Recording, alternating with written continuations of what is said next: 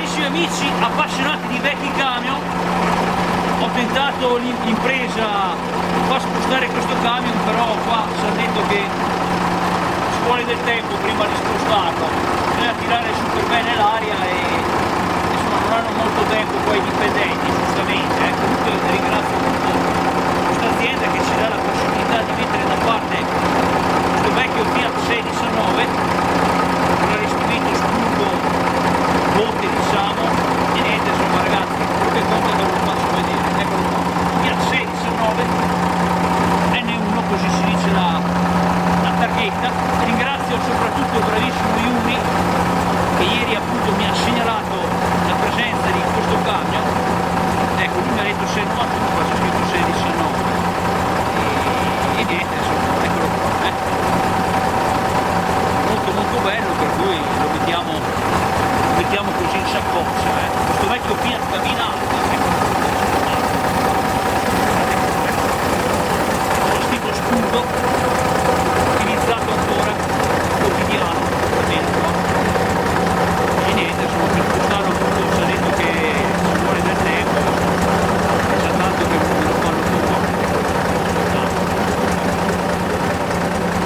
Appassionati poi di vecchi camion, dedichiamo qua il bravissimo Carlo Marazzato che è un po', sarebbe un po' il camion che farebbe per lui questo, bellissimo. Ecco qua, c'è 619.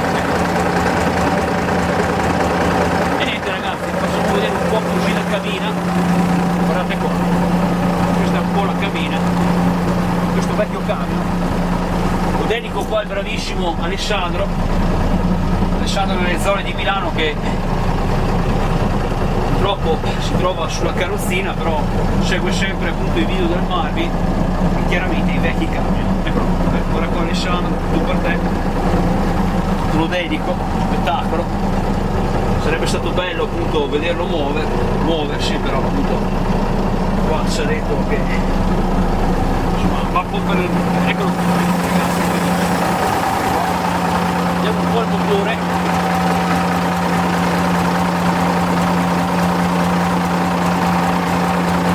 Molto bello, eccolo qua, 3 assi Girelli, vecchio Fiat cabinata, poi tutto il modello, vedete voi, c'è proprio goloso, ecco là, è stato a casa anche questo, molto bello. E niente, qua saluto la vecchia zona, tutti gli appassionati di vecchi camion. Bellissimo allestimento, un allestimento particolare che sarebbe bello vederlo ai raduni. Eccolo qua, io ve lo faccio vedere. Saluto un po' tutti gli amici del canale che seguono il canale del Marvi. Come dico sempre, non sarò un professore, non dirò le cose perfette, però comunque la passione per cercare questi vecchi camion